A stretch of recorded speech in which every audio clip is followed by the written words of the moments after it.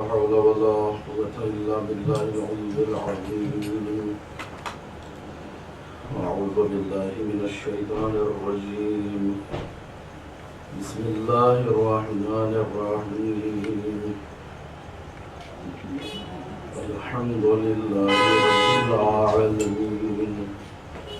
والصلاة والسلام على أشرف الأنبياء والمرسلين خاتم النبيين رحمة للعالمين طه وياسين محبوب رب المغربين والمشرقين جد الحسن والحسين أبي القاسم محمد الصلاة والسلام على مولى الكونين إمام المغربين والمشرقين أبا الحسنين علي بن أبي طالب وأهل بيته الطيبين الطاهرين المعصومين المظلومين. أما بعد فقد حال الله سبحانه تبارك وتعالى في القرآن المجيد. بسم الله الرحمن الرحيم. إن الدين عند الله الإسلام. اللهم صل على محمد وعلى محمد. صاحبان ایمان، کل کی مجلس سے مربوط کرتے ہوئے، کیونکہ بیان نامکمل تھا، پہلی مجلس تھی اور الحمدللہ یہ ماہ محرم 1433 ہجری کا محرم زیدی صاحب کے مکان میں جو ہر سال مجلس ہوتی ہے، اس عشرے کی دوسری مجلس ہے. اسی مناسبت سے میں کہ کل جو حضرات نہیں تھے، تاکہ تھوڑا سا ربط بھی ہو جائے کل کے بیان سے، اور آج کا بیان بھی اسی سلسلے میں مربوط ہے. بظاہر آیت چھوٹی ہے اور دین کے بارے میں قرآن میں کئی آیتیں آپ کو ملیں گی مختلف عنوان سے، لیکن اگر آیات کو صرف پڑھ لیا جائے، سمجھا نہ جائے تو بات واضح نہیں ہو سکتی. چھوٹی سی آیت ہے، اگر ہم اس کو سمجھنے کی کوشش کرتے ہیں کہ دنیا میں اتنے سارے ادیان ہیں، جناب آدم سے لے کے خاتم تک جو دین آئے، لیکن اللہ نے کسی دین کی پسندیدگی کا اظہار نہیں فرمایا، نہ توریت میں، نہ زبور میں، نہ انجیل میں، نہ صحیفوں میں. اگر پسندیدگی کا اظہار فرمایا ہے تو وہ فرماتا ہے کہ دین اسلام یا اللہ کے نزدیک اگر کوئی دین ہے تو وہ اسلام ہے. دین کرتا کیا ہے؟ انسان کی جان، مال، عزت، آبرو، اس کی زندگی، اس کی دنیا، اس کے دین اور اس کی آخرت کی حفاظت کرتا ہے. یہ بات ہم نہیں کہہ رہے ہیں، ہمارے چوتھے امام سید الساجدین فرماتے ہیں کہ اے میرے پالنے والے، اللہم اصلح لی دینی فإنہ عصمت امری. اے میرے پالنے والے، تو میرے دین کو میرے لیے آراستہ کر دے جو میری ہر حفاظت کا ذریعہ ہے. یوم سے شنبہ کی دعا نکالیے، صحیفہ کاملہ میں پڑھ لیجئے. آپ کو ہر روز دعا پڑھنا چاہیے.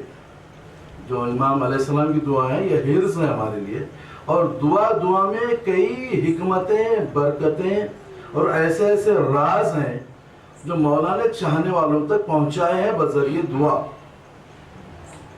تو اس دعا کو اللہم اصلح لی دینی فإنہ عصمت امری وَأَصْلِحْ لِآخِرَتِي فَإِنَّهُ دَارُ مَخَرِّ وَإِلَيْهَا مِن مُجَاوِرَةِ الْأَعْمِ مَخَرِّ وَاجْعَلِ الْحَيَاةَ زِيَادَةً لِي فِي پورا سلسلہ ہے. تو ہماری گفتگو سے جو مربوط ہے، فرماتے ہیں کہ اے میرے پالنے والے، تو میرے دین کو میرے لیے آراستہ کر دے جو میری ہر حفاظت کا ذریعہ ہے. اب جب امام خود کہہ دیے کہ ہر حفاظت کا ذریعہ ہے تو لازماً اس سے زیادہ کوئی اور تمانیت ہمیں نہیں چاہیے. یہ نہیں کہا کہ کوئی اور چیز کو، کوئی کار خیر کو بتا کہ یہ ہماری حفاظت کا ذریعہ ہے، نہیں.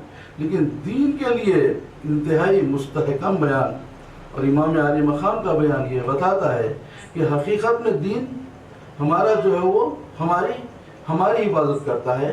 ہماری نسلوں کی حفاظت کرتا ہے، ہمارے معاشرے کی حفاظت کرتا ہے، ہماری صحت کی حفاظت کرتا ہے، ہماری امن و سلامتی کی حفاظت کرتا ہے۔ اب آپ دیکھیے ایک بے دین آدمی کی زندگی ایک دیندار آدمی کی زندگی میں اتنا ہی فرق ہوتا ہے جتنا زمین اور آسمان کا ہوتا ہے۔ بے دین آدمی کی زندگی اور دیندار آدمی کی زندگی، مختصر الفاظ میں یہ کہتے ہیں ایک حیوان کی زندگی اور انسان کی زندگی۔ جو دین ہے کیا یہ، اس کے معنی یہ ہے خدا شناسی، دین کی اساس، اس کی بنیاد اللہ کو پہچاننا۔ اس کے معنی بتائے گئے مختصر معنی۔ دین کے معنی یہ ہے اطاعت نہج البلاغہ کی روح سے، دوسرے معنی اس کے شریعت پہ عمل کرنا۔ اب اس کے ذہن میں ہم دیکھتے ہیں کہ جناب آدم علیہ السلام کے پاس جناب جبرائیل علیہ السلام کچھ تحفے لے کے آئے، کہا کہ یا نبی اللہ نے آپ کے لیے بڑے مخصوص اور ممتاز تحفے بھیجے ہیں، اور یہ ارشاد ہے کہ ان میں سے کسی ایک کو پسند فرمائیے۔ کہا وہ کیا جبرائیل؟ کہا کہ پہلا تحفہ جو آپ کے لیے ہے وہ ہے عقل، دوسرا ہے دین، اور تیسرا ہے حیا۔ بڑا تدبر کے بعد، غور و فکر کے بعد، کیونکہ جنت سے نکالے جانے کا تجربہ تھا، تینوں چیزیں اتنی اہم ہیں آپ کسی بھی ترازو میں ڈال کے تول لیجئے، کیونکہ حضور کے حدیث ملتی ہیں جس کے پاس دین نہیں اس کے پاس حیا نہیں، جس کے پاس حیا نہیں اس کے پاس ایمان نہیں، جس کے پاس عقل نہیں اس کے پاس دین نہیں۔ دیکھیے کیسے متضاد حدیث ہے یہ۔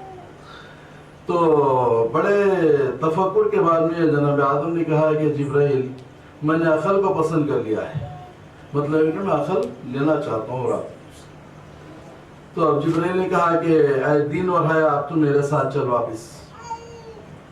ان دونوں نے کہا یا نبی آئے جبرائیل جہاں عقل ہوتی ہے ہم دونوں بھی وہی ہوتے ہیں، صلوات علی محمد علی محمد علیہ السلام۔ جہاں پر عقل ہوتی ہے دین بھی ہوتا ہے، اور وہاں پر حیا بھی ہوتی ہے۔ حیا کے معنی کیا ہے؟ جیسا میں نے بتایا دین آپ کے کمپلیٹ ایک آرمرڈ ہے، آرمرڈ لائف ہے، اس کی انتہائی آپ کو پروٹیکٹڈ زندگی گزارتا ہے، کہ گزارنے کا سلیقہ دیتا ہے اور آپ کو یعنی ایک تحفظ فراہم کرتا ہے، وہ دین ہے۔ حیا کے معنی ہے کہ اپنی عزت کا پاس کرنا، کوئی ایسا کام نہ کرنا جو آپ کی عزت پہ حرف آئے، اسے کہتے ہیں حیا۔ تو یہ دونوں چیزیں کہیں کہ ہم یہیں رہیں گے۔ چلیے اب عقل کے بارے میں کیا ہے؟ عقل جو ہے اس کا تعلق جب دین سے ہے تو اگر صاحب عقل ہے تو اگر کون سا ایسا انسان ہے جس کی کوالٹیز کو دیکھ کے ہم یہ اندازہ لگائیں کہ یہ صرف دین کو پسند کر سکتا ہے، تو ہمارے چھٹے امام جعفر ہے صادق علیہ السلام۔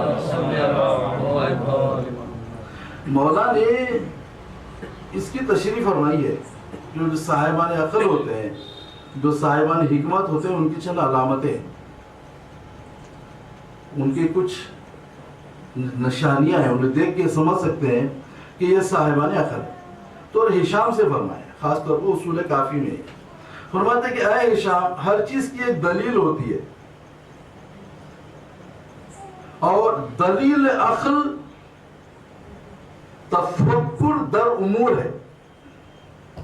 اگر کسی انسان میں اگر عقل ہے تو وہ یہ کرتا ہے کہ کوئی کام کرنے سے پہلے تفکر کرتا ہے، سوچتا ہے، سوچ بچار کرتا ہے، منصوبہ بندی کرتا ہے، پھر اس کے بعد میں عمل کرنے کے بارے میں سوچتا ہے۔ تو پہلی دلیل اس کی عقل کی یہ ہے کہ وہ ہمیشہ غور و فکر کرتا ہے۔ He is an intelligent man۔ اگر وہ غور و فکر نہیں کر رہا ہے، یہ سمجھ جائیے کہ وہ صاحب عقل نہیں ہے۔ تو پہلی جو دلیل عقل ہے وہ فرماتے ہیں کہ وہ تفکر در امور ہے، ہر کام میں سوچ سمجھ کے اس کام کا انتخاب کرتا ہے، یا اس میں دخل دیتا ہے، یا اس کام کو اپناتا ہے۔ پھر دوسرے فرماتے ہیں اس کی علامت یہ ہے خاموشی اس کی رہنما ہے، یعنی جو عقل مند آدمی ہے خاموشی اس کی رہنمائی کرتی ہے، اس کو گائیڈ کرتی ہے، کیونکہ وہ زیادہ باتیں نہیں کرتا، صاحب عقل ہوتا ہے، اپنی زبان کو قابو میں رکھتا ہے، زیادہ گفتگو کر کے اپنے عقل کے حصے کو ضائع نہیں کرتا. اور تیسری چیز فرماتے ہیں کہ اے شام، ہر چیز کی ایک اساس ہوتی ہے، بنیاد ہوتی ہے. عقل کی بنیاد انسان کے اخلاق حسنہ ہے. تو 3 چیزیں سمجھ میں آ گئی. صاحب عقل کے لیے سب سے پہلے اس کو فکر ہونا چاہیے کاموں کے کرنے کے لیے کہ وہ تفکر کرے، امور میں منصوبہ بندی کرے. دوسری چیز خاموشی ہو اس کے پاس. تیسری چیز اس کے پاس حسن اخلاق ہو. جب یہ 3 چیزیں ہوتی ہیں تو صاحب عقل ہے جو دین کو اپنا سکتا ہے، دین پہ عمل کر سکتا ہے. اب چوتھی چیز فرماتے ہیں کہ کسی کی بے عقلی کے لیے یا کسی کی بیوقوفی کے لیے اتنا دیکھنا کافی ہے کہ اللہ نے جن چیزوں سے منع کیا ہے وہ ان چیزوں پر عمل کرتا ہے. اللہ نے جھوٹ سے روکا، جھوٹ بولتا ہے. امانت میں خیانت سے روکا، لازم کرتا ہے. وعدہ خلافی کرتا ہے. اور اس طرح سے مختلف جتنی چیزوں سے منع کیا گیا ہے، اگر وہ اللہ کے بتائے ہوئے احکام پر اس کے خلاف کام کر رہا ہے تو مطلب یہ ہے کہ بیوقوفی کی علامت ہے. عقل مندی کی علامت 3 چیزیں: تفکر درمول، کاموں میں سوچنا. دوسری چیز خاموشی. تیسری چیز حسن اخلاق. اور جو چوتھی چیز بتائی گئی ہے کہ جو بیوقوفی کی پہلی علامت یہ ہے کہ اللہ نے جن چیزوں سے منع کیا ہے یہ ان چیزوں پہ عمل کرتا ہے. یہاں پہ یہ بات ہوتی ہے. اب کہتے ہیں کہ اے شام، یہ عقل مندی کی دلیل یہ ہے کہ وہ جو صاحب عقل ہوتا ہے وہ کبھی تکبر نہیں کرتا. کیونکہ تکبر بے وقوفی کی علامت ہے. کیا تم نہیں دیکھتے کہ جو نباتات ہوتے ہیں، جو پودے ہوتے ہیں، یہ کبھی سخت چٹانوں پر یا سخت زمین میں نہیں ہوتے، یہ نرم زمین میں ہوتے ہیں. صلوات علی محمد علی محمد.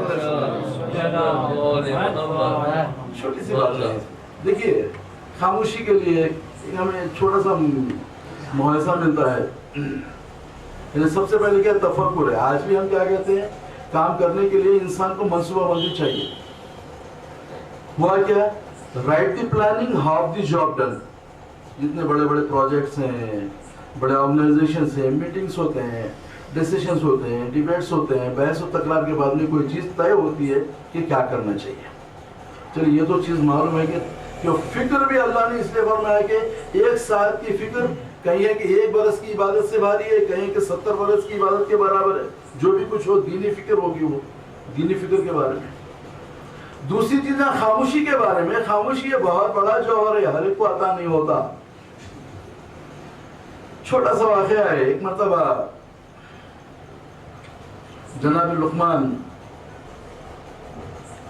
جناب داؤد علیہ السلام سے ملنے کے لیے آئے. جب آئے تو دیکھا جناب داؤد جو ہیں کوئی چیز بن رہے ہیں. لوہا ہے، وہ پگھلتا ہے، اس کے تار نکلتے ہیں، اس کو بناتے جاتے ہیں، نیٹنگ کر رہے ہیں، بن رہے ہیں، کوئی چیز بنا رہے ہیں.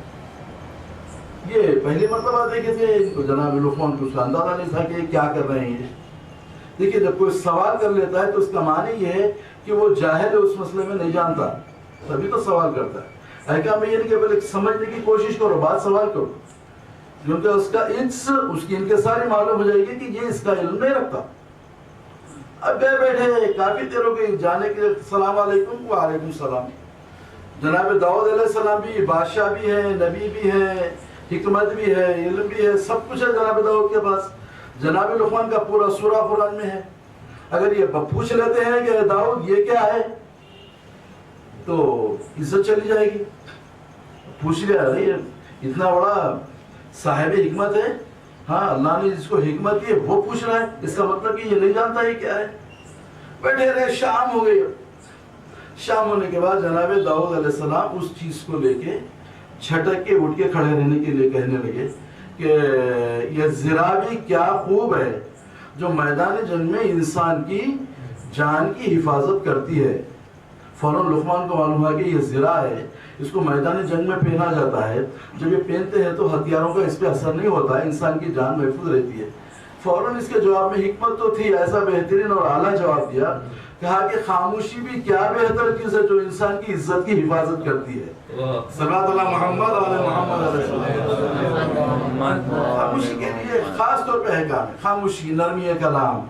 دیکھیے نرمی کلام کے لیے خاموشی سب سے بہتر ہے. یعنی کیا کہتے ہیں کہ اگر تم بات کرنا چاندی ہے تو چپ رہنا سونا ہے.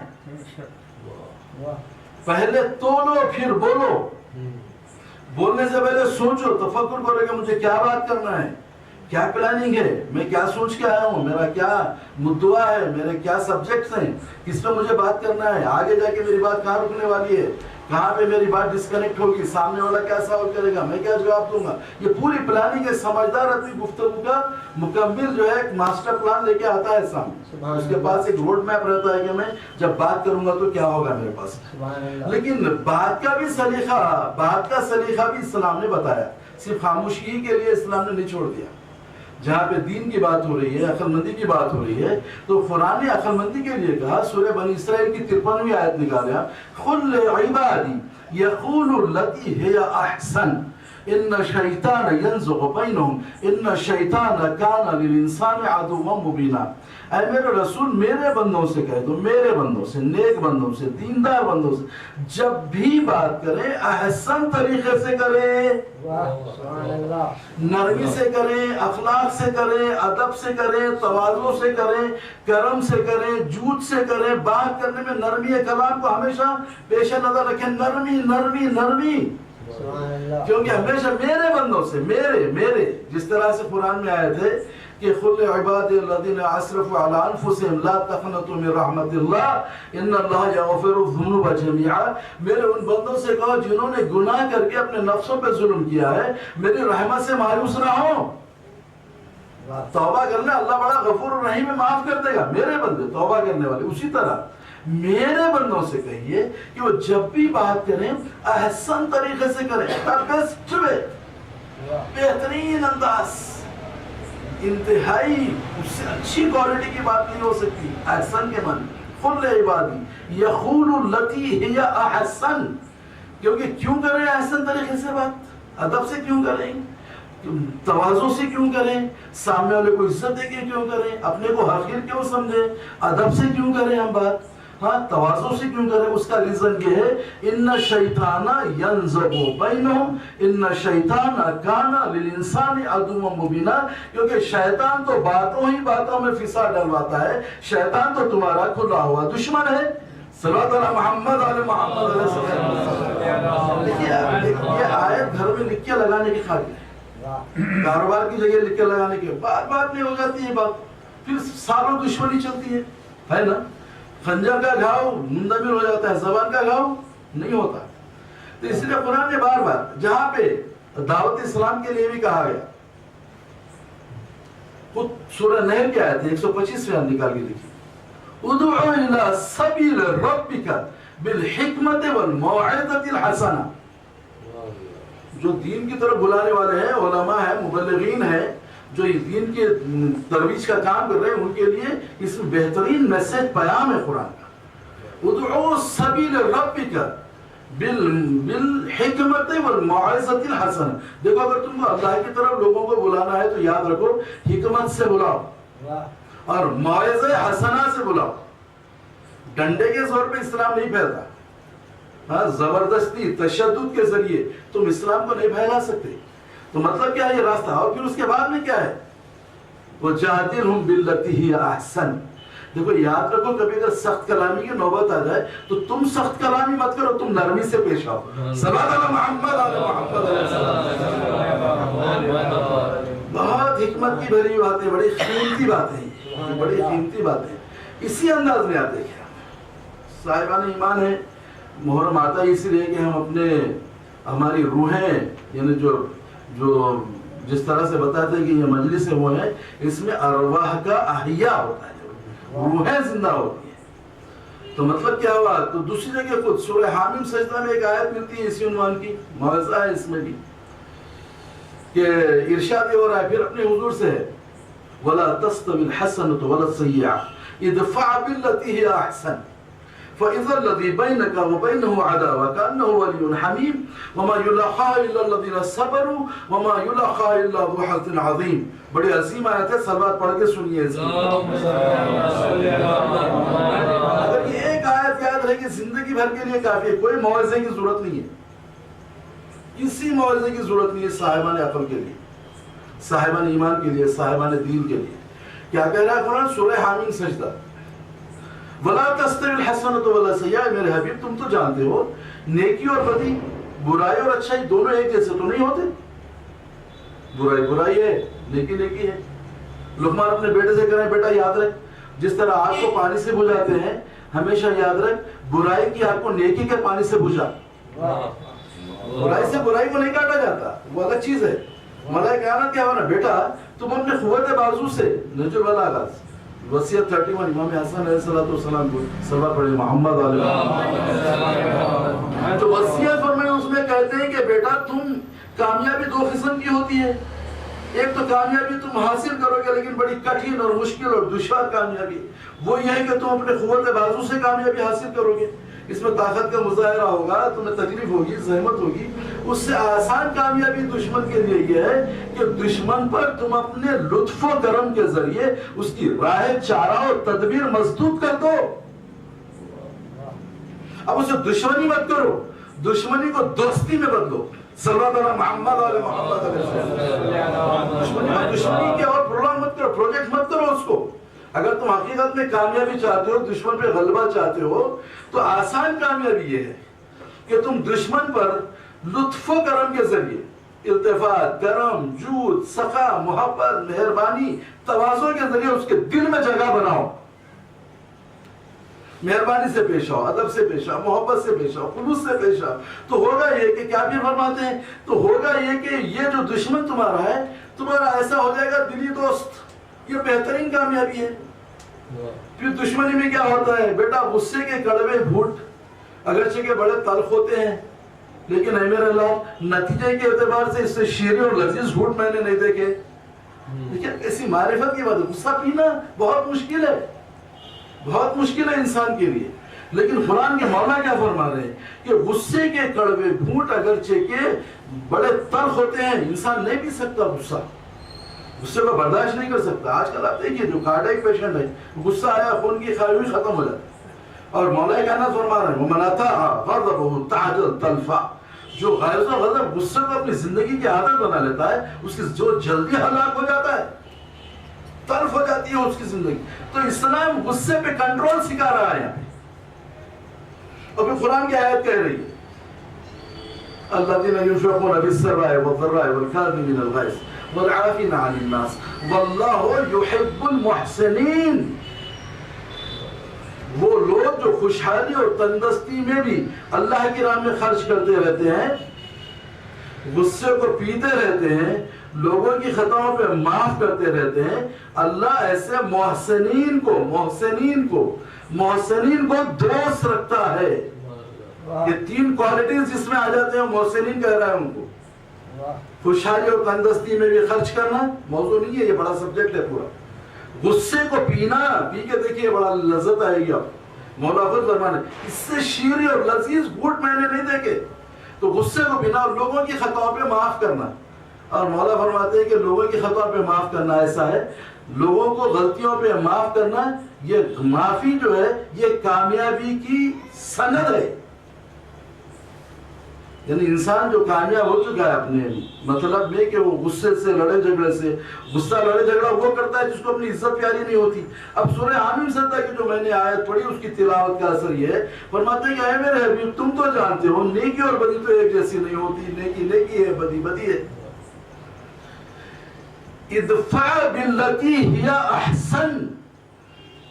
ہمیشہ یاد رکھو سخت کلامی کو، برائی کو نیکی سے بدل دیا کیجئے، سختی کو نرمی سے بدل دیا کیجئے، برائی کو اچھائی سے بدل دیا کیجئے.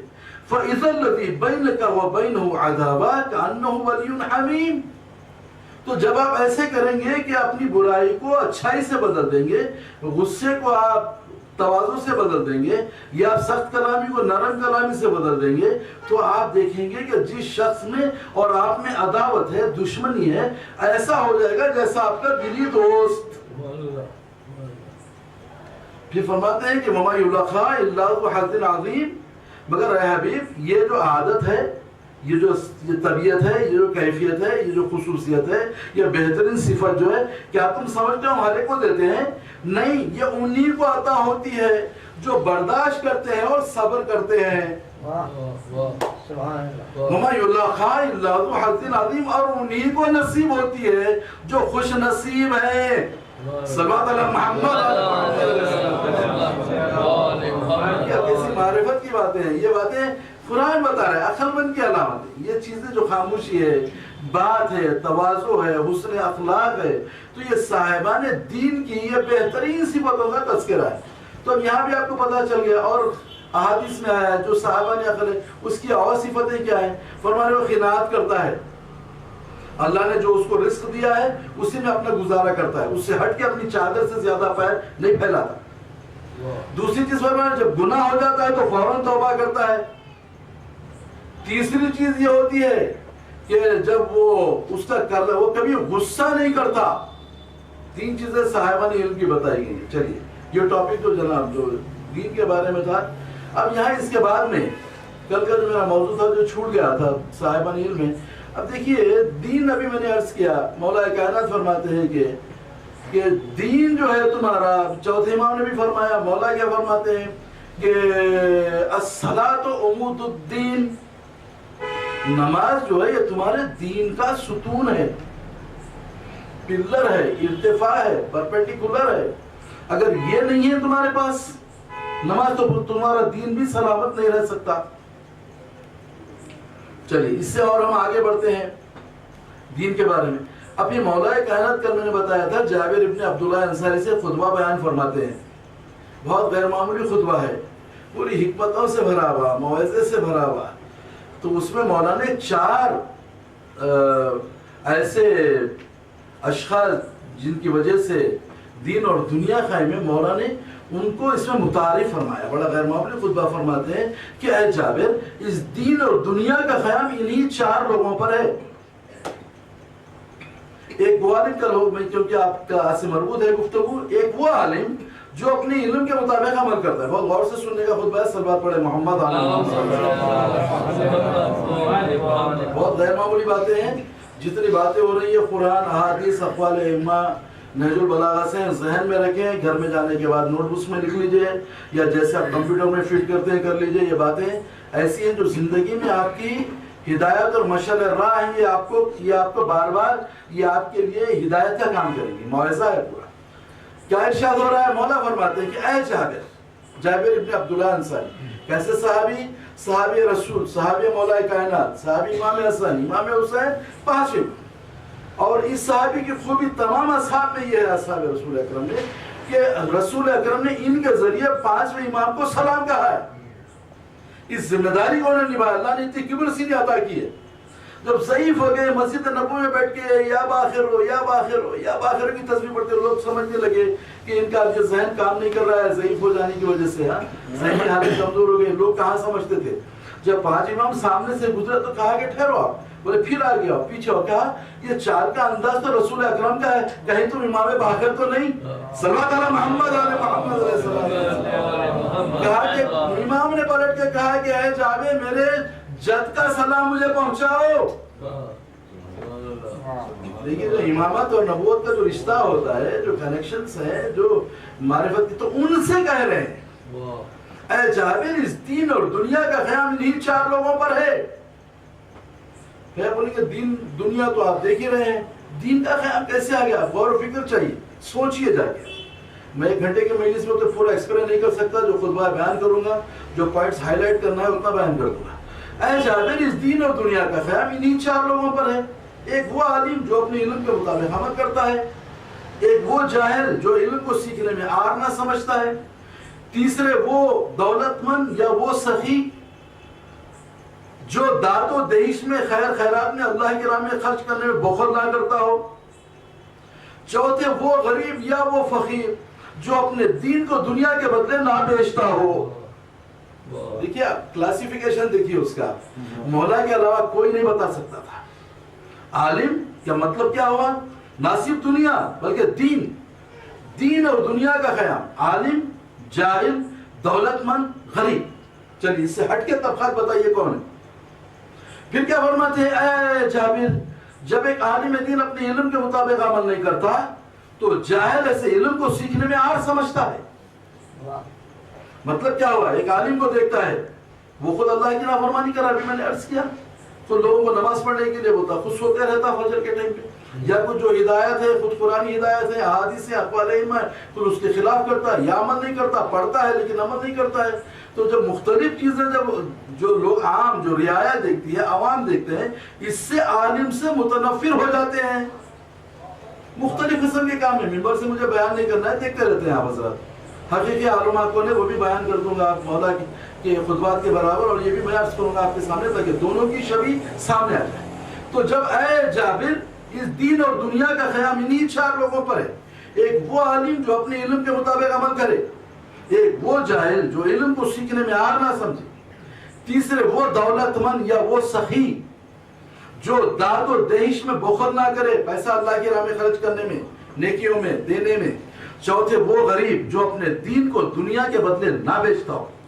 اب جو دوسرا پارٹ ہے خطبے کا, اے جابر, جب ایک عالم دین اپنے علم کے مطابق عمل نہیں کرتا ہے تو جاہل ایسے علم کو سیکھنے میں آر سمجھتا ہے, عیب. جب سخی اپنا ہاتھ روک لیتا ہے تو ایک غریب اپنے دین کو دنیا کے بدلے بیچ دیتا ہے. دیکھیے آپ کیسے کس انداز کا بیلنسنگ ہے, ہاں کس انداز میں مولا نے کلاسیفائی فرمایا, کیسے ڈیفائن فرمایا ہے, کیسے مولا نے اس کی تعریف فرمائی. دنیا میں کوئی بڑے سے بڑا فلسفی نہیں کر سکتا. کیا فرماتے ہیں جب ایک عالم دین اپنے علم کے مطابق, بھائی وہ علم کے مطابق عمل نہیں کرتا تو عالم ہی نہیں ہے, یہ صاحبان ہلاکت ہے. پھر وہ خطبہ الگ ہے, کبھی وقت آیا تو عرض کروں گا. میں کہ مختصر کیا ہوئی بات کہ جب عالم کو دیکھتا ہے, بھائی اس سے تو میں جاہل ہی اچھا ہوں, بہتر ہے صاحب منصوب سے, بھائی اپنا یہ حالت میں رہنے اچھا ہے, نہ تو ایسا علم ہونا, نہ ایسا لباس ہونا, نہ یہ علم کا یہ رتبہ ہونا, چلو سیدھی سادھی زندگی گزار لیں گے. تو وہ اس کو دیکھنے کے بعد اس سے یہ علم کو حاصل کرنا عیب سمجھتا ہے.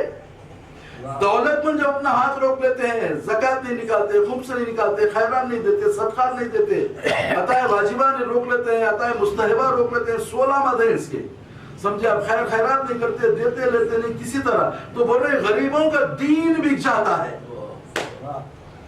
غریب اپنے دین کو بیچ دیتا ہے, دین کو دنیا کے بدلے بیچ دیتا ہے. تیسرا حصہ خطبے کا مولا فرماتے ہیں کہ اے جابر, جب اللہ کسی کو نعمتیں اور دولتیں دیتا ہے تو اس کے دامن سے لوگوں کی امیدیں بھی وابستہ ہو جاتی ہیں.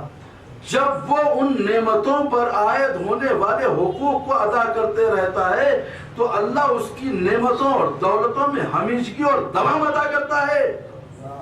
یا راز بتا دیا, اگر دولت آپ کے پاس ہمیشہ رہنا ہے, 7 پشت تک چلنا ہے, کبھی دولت ختم نہیں ہونا ہے, بڑھتے ہی جانا ہے, برکت ہونا ہے, تو راز بتایا مولا نے یہاں پہ. کیا راز ہے آپ دیکھیے, جب مستحقین کو ان کا حق ملتے رہتا ہے. نو امام محمد تقی جواد علیہ السلام فرماتے ہیں کہ پوچھا گیا جب اللہ کسی کو مولا نعمتیں دولتیں دیتا ہے تو فرمایا جب اللہ کسی کو دولت دیتا ہے, نعمت دیتا ہے, وہ ہمیشہ دوام دیتا ہے. ایسا نہیں کہ دے کے چھپ چھپ کے دے کے لے لیتا, کیا نہیں لیتا, دے دیا اب تیری ہے. لیکن جب دولت زوال پذیر اس وقت ہوتی ہے جب مستحقین کو ان کا حق نہیں دیا جاتا. احکام بھی کیا ہے, دولت دیا, گھر والوں پہ اچھا خرچ کرو. اگر 1 لاکھ کی آمدنی ہے مہینے کو تو آپ کا خرچ 1 لاکھ کا ہونا چاہیے, یعنی 10,000 کے آدمی کے برابر نہیں ہونا چاہیے. گاڑی ویسی ہو, کھانا ویسے ہو, کپڑے ویسے ہی ہو, چاول ویسے ہی کھائیے, گھر کا اسٹینڈرڈ آف لیونگ ویسے ہی ہونا چاہیے. یہ خناعت ہے, آپ یہ سمجھ رہے نہیں. بتا رہے جب اللہ اثر نعمت دیکھتا ہے تو خوش ہوتا ہے اور نعمتیں دیتا ہے. لاکھوں کی آمدنی ہے, ہزاروں کی طرح زندگی گزار رہے ہیں, ہزاروں کی آمدنی ہے, بچوں کو بھوکے مار رہے ہیں, 10 روپے کی چپل دلا رہے ہیں, 25 روپے کا سوٹ دلا رہے ہیں. بچہ بھی بڑا ہو گیا آپ کے ساتھ, وہی حجر کرنے والا ہے, کیونکہ بخالت سکھا رہے ہیں آپ. بچوں کو سخاوت سکھائیے. آپ جائیے باہر مڈل ایسٹ کنٹریز میں جائیے, جو عرب لوگ ہیں, کویت میں جائیے, دبئی میں جائیے, اپنے بچوں کو ساتھ لاتے ہیں مساجد میں, ان کے ہاتھ سے دلاتے. 50 درہم 100 درہم 500 درہم جب انہیں نکلتا حی علی خیر العمل، اس کے بعد میں صدقات تدفع البلا، خیریہ خیریہ، بڑے بڑے کروڑ پتی یہ حضرات بیٹھے ہوئے جانتے ہیں، الفردان ہیں، ناصر ہیں، دبئی میں، کویت میں، یقین مانیے آپ ایسا اپنا دامن پکڑ کے کروڑ پتی لوگ سب کے سامنے سے جاتے ہیں. کیا ضرورت ہے ان کو؟ ایک ایک 30 مالا بلڈنگیں ہیں، اللہ کے نام پہ مانگنا فخر سمجھتے ہیں. اگر آپ کار خیر کے لیے کسی کو متوجہ کر رہے ہیں تو یہ بہت بڑی سعادت ہے. جتنا دینے والے کو ثواب ہے درمیانی شخص کو بھی اتنا ہی ثواب ہے. صلوات علی محمد علی محمد علیہ السلام. اگر کوئی میرے پاس بھیجے 1 کروڑ روپے بھائی آپ غریبوں میں تقسیم کریے، یہ ایجوکیشن کے لیے ہے، یہ فلاح کے لیے ہے، وہ دینے والے کو جو 1 کروڑ ہے فلاں صاحب بیچ میں میں ہوں، میرے کو بھی اتنا ہی ثواب ہے. جیسا میں بھی 1 کروڑ روپیہ دیا آپ کو دیا کہ آپ کریے، آپ کو بھی اتنا ہی ثواب ہے. دین میں کوئی چیز کی کمی نہیں ہے ماشاءاللہ سے، دین اللہ کے بھی کوئی چیز کی کمی نہیں. تو کیا فرما رہے ہیں؟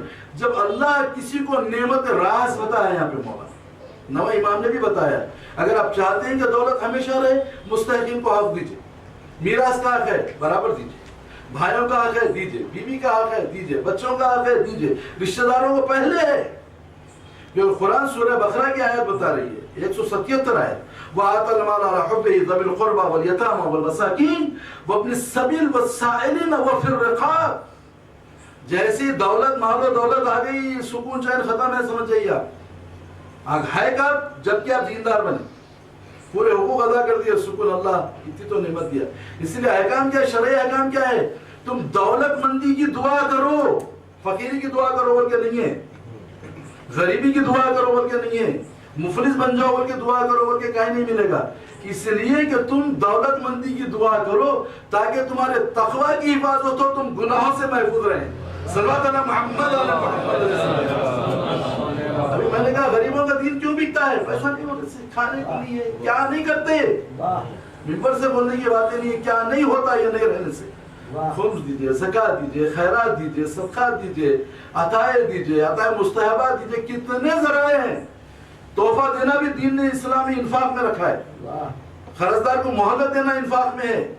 اگر کوئی قرضدار پیسے لے وقت پہ نہ دے، حکم یہ ہے کہ جب تک کہ وہ پیسہ آپ کو نہیں دیتا آپ ملائکہ کے ساتھ حالت نماز میں ہیں. جتنا پیسہ آپ نے دیا روزانہ اتنا پیسہ اللہ کی راہ میں زکات و صدقات دینے میں آتا ہے. کتنا ثواب ہے، دیکھیے کتنی مہلت ہے. خیر بہرحال تو آپ تیسرا حصہ جو خطبے کا مولا کا فرماتے کیا ہے جابر، جب اللہ کسی کو نعمتیں اور دولتیں دیتا ہے تو اس کے دامن سے لوگوں کی امیدیں بھی وابستہ ہو جاتی ہیں. پتھر اسی درخت کو مارا جاتا ہے جس سے میوے ہوتے ہیں، ننگے درخت کو نہیں مارتا کوئی. آنے والا سوچ کے آتا ہے اس کے پاس جاؤں گا تو حاجت پوری ہوگی، خالی ہاتھ نہیں لوٹائے گا. فلاں صاحب کے پاس ارے بھائی سخی ہے وہ، کبھی خالی ہاتھ نہیں لوٹا. ارے کیونکہ جو سخی لوگ ہوتے ہیں یقین مانیے ان کی زندگی ہوتی ہے. بعض وہ لوگ ہوتے ہیں جو کھا کے خوش ہوتے ہیں، بعض وہ لوگ ہوتے ہیں جو کھلا کے خوش ہوتے ہیں. سخی جو ہوتا ہے دے کے خوش ہوتا ہے. بخیل سخاوت کرتے ہوئے بھی نہیں دیکھ سکتا. آسمانی جب ارے کہیں ہوتی ہے بھائی 1000 روپے اس کو 100 بس دینا، بھائی آپ کو کیا آگے روکنے کے حکم نہیں ہے. 1000 دے رہا الحمدللہ اللہ کا شکر، خاموش بیٹھ کے وہ دے بھی نہیں سکتا. اسی لیے میں نے عرض کیا تھا کہ سخی کا پیسہ دوا ہے، بخیل کا پیسہ بیماری ہے. صلوات علی محمد علی محمد علیہ السلام. اللہ نے اتنی برکت دی. پھر انہوں نے جنت اسخیاء کا گھر ہے، حضور فرما رہے گھر سخاوت کرنے والوں کا جنت گھر ہے. جب چاہے جائیے، جہاں چاہے رہیے، جو چاہے کریے. سخی کا جو اتنا بڑا مرتبہ ہے کوئی معمولی بات نہیں ہے. بات یاد آ گئی، حضور کچھ جنگی قیدی لائے گئے ہیں، کافر قیدی. ایک بڑا حضور سے اتنی سخت کلامی کر رہا ہے، چہرے پہ غضب کے آثار آ گئے. قریب تھا کہ اسے قتل کا حکم دے دے. اتنی دیر میں جبرائیل نازل ہوئے، کہا یا رسول اللہ یہ جو آپ سے مباحثہ کر رہا ہے یہ سخی ہے. کافر ہے نا کہ سخی ہے. جیسے ہی دیکھا چہرے کا رنگ مسرت کے آثار، چہرہ تمتمانے لگا. کہا تو سخی ہے، سخی ہے، تو سخی ہے. کہا ہاں یا رسول اللہ. کس نے کہا ابھی میرے اللہ نے مجھے خبر دی، جبرائیل نے بتایا کہ تو سخی ہے. کہا ہاں رسول اللہ جب کوئی میرے گھر پہ آتا ہے تو محروم نہیں لوٹاتا، رشتہ داروں کے بڑے بڑے خرچ اٹھاتا ہوں، اپنے کوئی ایسا نہیں ہے جو میرے خاندان میں کسی کو کوئی حاجت لے گیا تو پورے نہیں کرے. تو کہا کہ آپ کا اللہ سخاوت کو پسند کرتا ہے. کہا تو پھر اب کلمہ پڑھائیے مجھے. صلوات علی محمد علی محمد علیہ السلام. یہاں مولا کائنات کس انداز میں پیش کر رہے تھے کہ جب اللہ کسی کو نعمتیں اور دولتیں دیتا ہے تو اے جاوید اس کے دامن سے لوگوں کی امیدیں بھی وابستہ ہو جاتی ہیں. جب وہ ان نعمتوں پر عائد ہونے والے حقوق کو ادا کرتے رہتا ہے تو اللہ اس کی نعمتوں اور دولت میں استحکام عطا فرماتا ہے, دوام عطا فرماتا ہے, ہمیشگی عطا فرماتا ہے. جو اپنے ہاتھ روک لیتا ہے تو اس کی نعمتیں فنا کی زد میں آ جاتی ہیں. صلوات علی محمد علی محمد علیہ السلام. بڑے عجیب و غریب باتیں ہیں, معرفت کی باتیں ہیں صاحبان ایمان. ہمارے قرآن کی آیت یاد ہو گئی. بچے نوجوان ہیں, محرم کا زمانہ ہے, مواعظہ ہے. بہترین قرآن کا ایک ایسا ضابطۂ حیات ہے, ایک ایسا نسخہ قرآن خود بتا رہا ہے کہ آپ کی ساتھ کچھ کبھی فقیر نہیں ہوگی. ایسا نسخہ قرآن بتا رہا ہے جو ذہن میں آ گیا بتانے کے لیے جا رہا ہوں. صلوات پڑھیے محمد قرآن پڑھیے. آپ کو اگر آپ کو جب پڑھنے لگ جائیں گے آپ تو خود بخود انلائٹنمنٹ ہوگا. آیت خود کہے گی کہ یہ آیت کیا بول رہی ہے, کیا ہے, کیا عنوان ہے اس کا. تو بات جیسے میں نے آپ کے سامنے ابھی 2-3 آیتیں پڑھی, آیت سننے کا ثواب بھی بہت ہے. میں تو پڑھ چکا, پڑھنے کا ثواب ملا, آپ سن رہے ہیں. حضور اکرم محمد مصطفیٰ صلی اللہ علیہ وسلم فرماتے ہیں کہ ایک قرآن کی آیت سننے کا ثواب یہ ہے کہ صبیر نام کا ایک پہاڑ یمن میں ہے, مولا کے پہاڑ کی طرح بڑا, سب سے بڑا پہاڑ ہے یمن کا. تو فرماتے ایک آیت سننا قرآن کی, تفکر کرنا, تدبر کرنا, لکھنا, غور کرنا, عمل کرنا, فرماتے ہیں کہ اس پہاڑ کے برابر سونا اللہ کی راہ میں خرچ کرنے سے بہتر ہے کہ ایک قرآن کی آیت کو سنے. اب کتنی آیتیں آپ سن لی ہیں, کتنا آپ کے نام اعمال میں اجر و ثواب آ گیا, آپ بہتر جانتے ہیں. تو یہ جو آیت میں بتانے جا رہا ہوں, یہ سورہ فاطر جو قرآن کا 35واں سورہ ہے, اس کی 29ویں آیت ہے, لکھ لیجیے, بہت امپورٹنٹ ہے.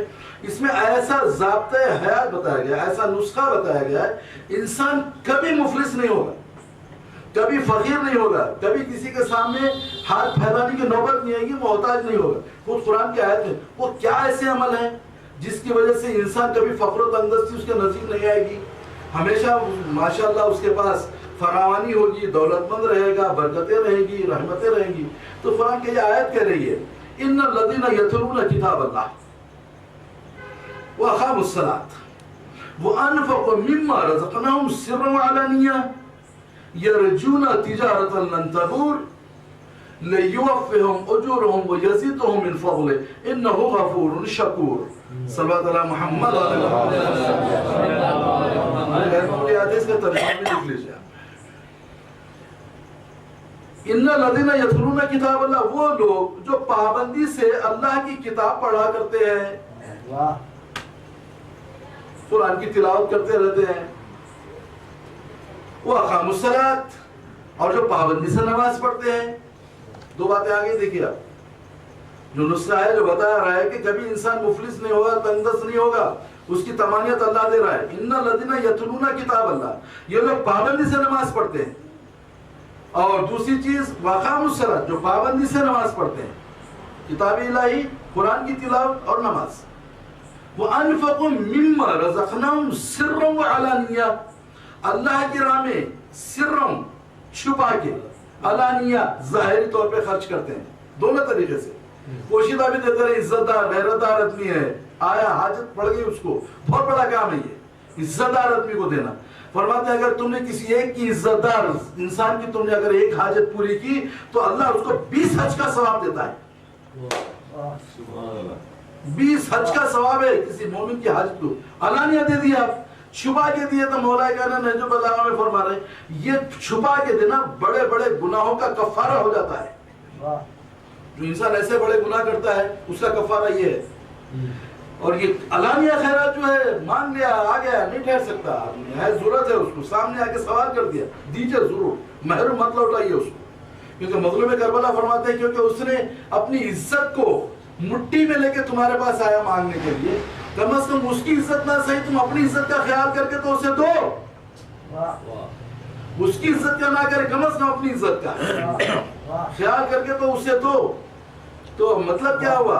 تو پہلی چیز کتاب الہی کی تلاوت، دوسری چیز نماز کی پابندی. وہ انفقوا مما رزقناہم سرا وعلانیہ، اللہ کی راہ میں پوشیدہ اور علانیہ دونوں خیرات. یرجون تجارتا لن تبور، یہ اللہ سے ایسی تجارت کا واسطہ رکھتے ہیں کہ جو تجارت کبھی تباہ و برباد نہیں ہوگی. صلوات علی محمد علی محمد.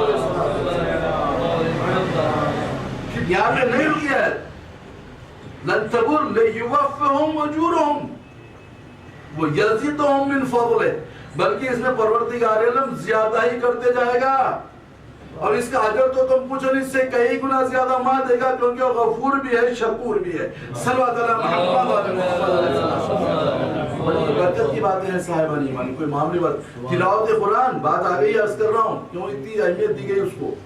فرماتے ہیں کہ اگر کوئی اللہ سے گفتگو کرنا چاہتا ہے تو قرآن کی تلاوت کرے. ایک جگہ یہ ہے کہ جو قرآن کی تلاوت اس لیے کرے کہ قرب الہی حاصل ہو اور دین کی گہری سمجھ حاصل ہو. دو باتیں یاد رکھیے کہ سوچ کے پڑھ رہا ہے ارے آیتوں میں کیا حکمت کی باتیں ہیں، کیا موعظہ ہے، کیا ہدایتیں ہیں، کیا نصیحتیں ہیں. تو اگر یہ باتوں کے لیے پڑھ رہا ہے تو فرمان ہے پروردگار عالم کتنا ثواب دیتا ہوگا بتائیے آپ. سونا چاندی پیسہ دھن دولت دنیا آخرت. فرما رہے اللہ اس کو 1,24,000 پیغمبروں کا ثواب عطا فرماتا ہے جو دین کی گہری سمجھ کے لیے قرآن پڑھے اور اللہ کے قرب کے لیے قرآن پڑھے. اور جو قرآن پہ آئے گا عبادتوں میں تو عرض کروں گا اس کے بارے میں. تو یہ تین چیزیں بتائی گئی کہ کبھی ساتھ پش کیا اگر اس پہ عمل کرتا جائے تو آپ کی اولاد نسل در نسل کبھی کسی کے سامنے ہاتھ نہیں پھیلائے گی. یہ قرآن کا اپنا وعدہ ہے. صلوات علی محمد کی بات رہے گی کہ عرض کر دوں آج عالم دین کی جو علامتیں مولا کائنات نے بتائی ہیں. کل ایک ہی میں بتایا تھا، وقت ہو گیا کیونکہ وقت ہوتا ہے ہمارے پاس. حمید بھائی کی مجلس کا رہتا ہے تاکہ ان کی مجلس کا جو ہے احترام ضروری ہے تاکہ وہ بھی آگے شرکت کرتے ہیں. یہاں پہ چھوٹی سی ہے سمجھ لیں تاکہ ایک پیمانہ دے رہا ہوں میں نہیں کہہ رہا ہوں، مولا کائنات کہہ رہے ہیں اس کے راوی چھٹے امام. صلوات علی محمد علی محمد. یہ ملا یادر الفقی میں بیان کرے عالم اور علماء. اس میں کیا فرماتے ہیں؟ سچے عالم دین کی جو علامتیں ہیں چھٹے امام فرماتے ہیں کہ ہمارے جد امیر المومنین حضرت علی ابن ابی طالب علیہ السلام. سچے عالم دین کی پہلی علامت یہ ہے کہ وہ لوگوں کو اللہ کی رحمت سے مایوس نہ کرے.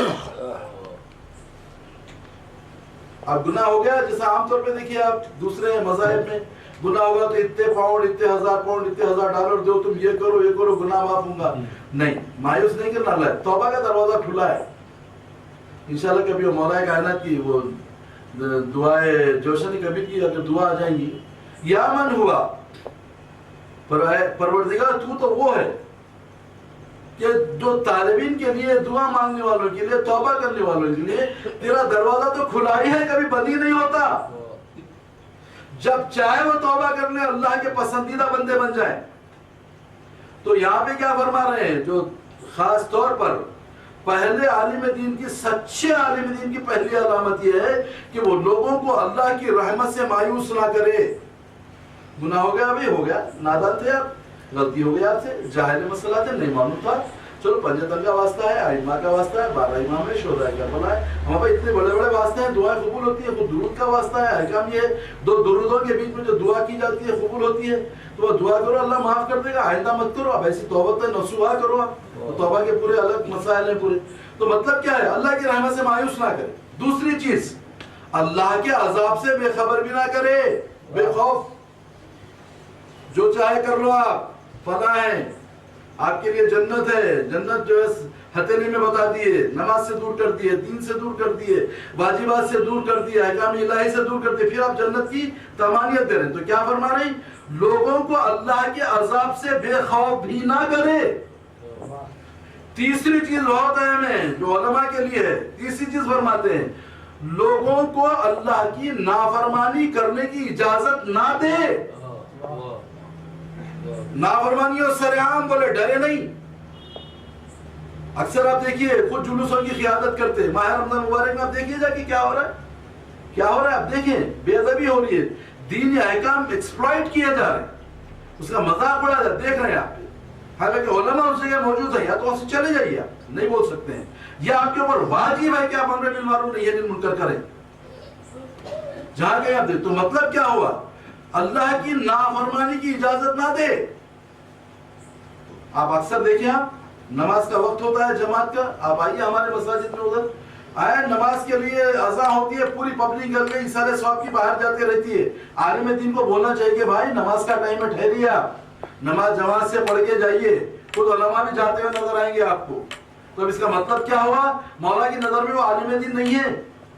پہلی علامت یہ کہ لوگوں کو اللہ کی رحمت سے مایوس نہ کرے، لوگوں کو اللہ کے عذاب سے بے خوف بھی نہ کرے۔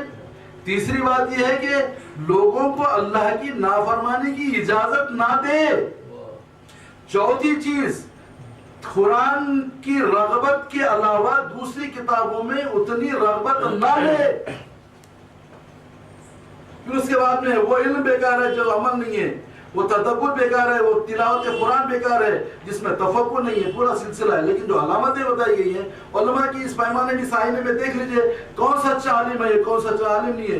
سچا عالم ہے برابر اس کے رہنمائی میں کام کیجئے، اس کی اتباع کیجئے، اس کی عزت کیجئے، احترام کیجئے۔ جو ان شرائط پہ نہیں اترتا ہے اس کو اس کے ہاتھ پہ چھوڑ دیجئے۔ صلوات علی محمد اور محمد موسم اور ایک بات آگے بتا دوں آپ کو، آج میں سوچ کے آیا تھا، سیرت امیر المومنین حضرت علی بن ابی طالب علیہ السلام، تو میں نے بتا دیا جو آپ کی برکتوں میں حاضر ہے۔ میری نظر سے مجھے مطالعے میں آئی، میں نے سوچا ہر مجلس میں کوئی نہ کوئی ایک موعظہ ہو یا کوئی ایسی قابل ایسی آیات ہو یا جو ہر مجلس میں ایک ایک بات بتا دی جائے تاکہ مومنین سال بھر اس سے استفادہ کریں۔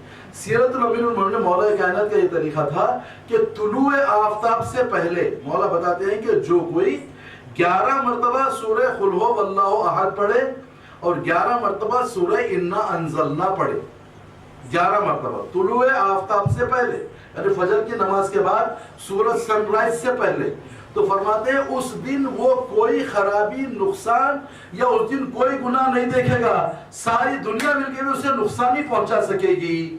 صلوات علی محمد علی محمد علیہ السلام۔ 11 قل 11 انا انزلنا ہر روز مولا کائنات کی سیرت نہ میں پڑھتے ہیں۔ آج صاحبان ایمان، آج محرم کی دوسری تاریخ ہے، آپ جانتے ہیں یہ مظلوم کربلا آج والد کربلا ہوئے ہیں۔ بڑے عجیب و غریب ہے کیونکہ جب حسین مدینے سے نکلے سن 60 ہجری 28 رجب، تاریخ بتاتی ہے کہ نبی کا نواسہ حسین اب مدینے میں نہ رہ سکا۔ حسین اپنے نانا کے روزے کو اتنا چاہتے تھے کہ بغیر نانا اور ماں کی لحد کے حسین، ان کے لیے جدا ہونا یہ بڑی قیامت تھی حسین کے لیے۔ لیکن جب حسین نے محسوس کیا کہ اب مدینے میں رہنا ناممکن ہے، کیونکہ ولید ابن عتبہ نے حسین کو بلا بھیجا، مظلوم کربلا مسجد نبوی میں تھے، اور آپ نے کہا کہ لگتا ہے کہ معاویہ مر چکا ہے، اس کا بیٹا یزید، یعنی جاتے جاتے یزید کو اپنا ولیعہد بنایا، شاید یہی وجہ کہ بلایا جا رہا ہے۔ جب دارالامارہ گئے تو ولید نے کہا کہ یزید نے آپ کے لیے خط بھیجا ہے، اور مروان بازی بیٹھا تھا، کہا اس میں لکھا ہے کہ اگر آپ بیعت کریں یزید کی تو ٹھیک ہے ورنہ حسین کا سر کاٹ دیا جائے۔ اور مروان بازو سے کہتا ہے کہ سن اے ولید، اگر حسین اس وقت چلے گئے تو پھر وہ تیرے ہاتھ آنے والے نہیں ہیں۔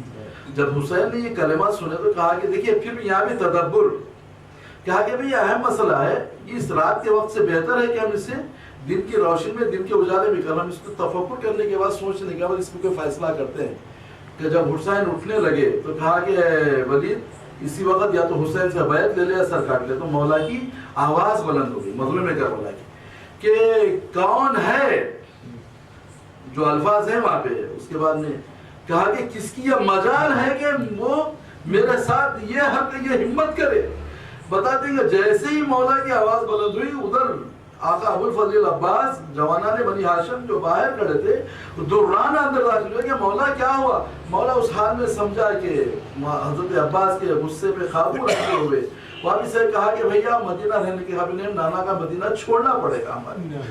جب نانا آئے بہن تیاری کرو کہ اب کربلا کے لیے حسین روانہ ہونے والے ہیں، پوری تفصیل بتائی گئی ہے، سدنان میں گئے، نانا کی لحد پہ گئے، ماں کی لحد پہ گئے، بتاتے ہیں کہ ایک بچہ جب اپنی ماں کے لحد سے لپٹ کے روتا ہے، حسین کا وہ عالم تھا، کیونکہ حسین یہ وہ مدینہ ہے کہ جب مدینے کی گلیوں سے حسین گزرتے تو بتاتے ہیں کہ مدینے کی گلیاں روشن ہو جاتی، کوئی چیز گمشدہ ہوتی تو لوگ اس کو ڈھونڈ لیا کرتے، اور یہ وہی حسین ہے کہ جب اگر پشت رسول پہ آ جائیں تو رسول اپنے خطبے کو طول دیتے، اگر حسین کا دامن الٹ کے گرے تو خطبے کو منقطع کر کے حسین کو جا کے رسول اپنی آغوش میں لے کے آئے، اگر حسین کی آواز کے مماثل اگر کسی کی آواز ہوتی، ایسے واقعہ ہوا کہ جہاں پہ رسول اکرم ہے دیکھا کہ ایک بچے کے رونے کی آواز آئی، کہا کہ میرے حسین کی رونے کی آواز ہے، کہا یا رسول اللہ بازو استاد ہے، اس نے تعجب کی ہے، بچے کو سزا دی ہے، رو رہا ہے،